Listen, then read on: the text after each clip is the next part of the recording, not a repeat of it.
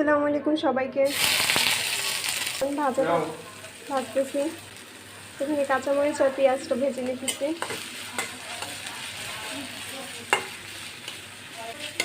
আমার বড় আপা আসছে বাসায়, এখানে দুধ জাল দেওয়া হচ্ছে। এটা পরে রান্না করা হবে। ঘরে সবাই গল্প করতেছে। কি খাইতেছো তুমি?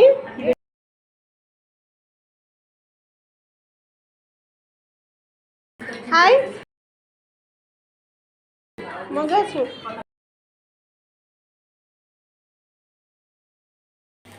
এদিকে পেঁয়াজগুলো ভাজা হয়ে গিয়েছে।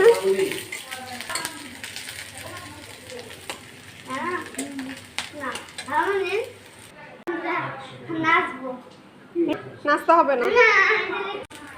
এক হাতে ভিডিও করতে গেলে ডিমের অবস্থা দেখেন, পেঁয়াজটা পুড়ে গিয়েছে।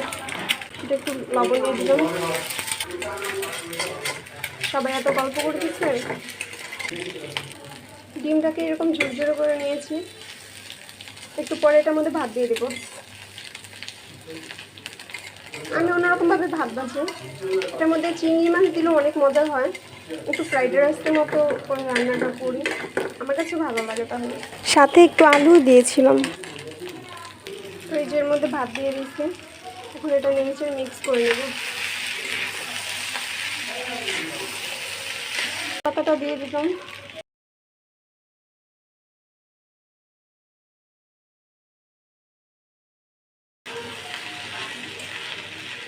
যে রান্না করা হয়ে গিয়েছে, খাইতেছি।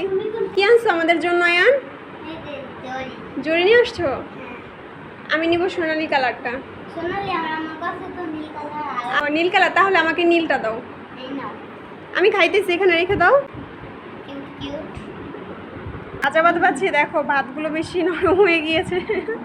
আমি রান্না বান্না করতে গেলে এই অবস্থা হয়। কেমন হয়েছে আপা? মজা হয়েছে না? মিথ্যা বলতেছো। আমি এই যে দেখেন রান্না করছি, ভাতগুলো এরকম হয়ে গিয়েছে। ভাজা ভাত ভেজেছি। খেয়ে দেখি কেমন হয়েছে। বিসমিল্লাহির রহমানির রহিম। না, এটার মধ্যে কিন্তু ম্যাগি মশলাও দিয়েছি। তো তাড়াহুড়া করে রান্নাটা করেছি, তো এই কারণে শেষের দিকে আর দেখাতে পারিনি।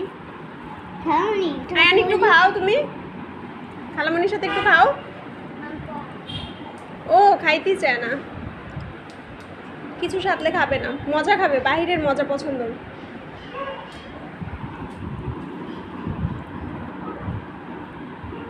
না তবুও ভালো হয়েছে, আমার কাছে ভালোই লাগতেছে মোটামুটি।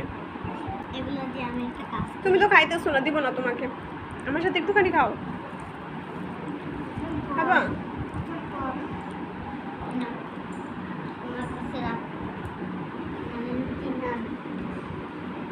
তো আজকের ভিডিও এই পর্যন্তই। সবাই ভালো থাকবেন। খাওয়ার সময় তাই আর সালাম দিব না। আল্লাহ হাফেজ।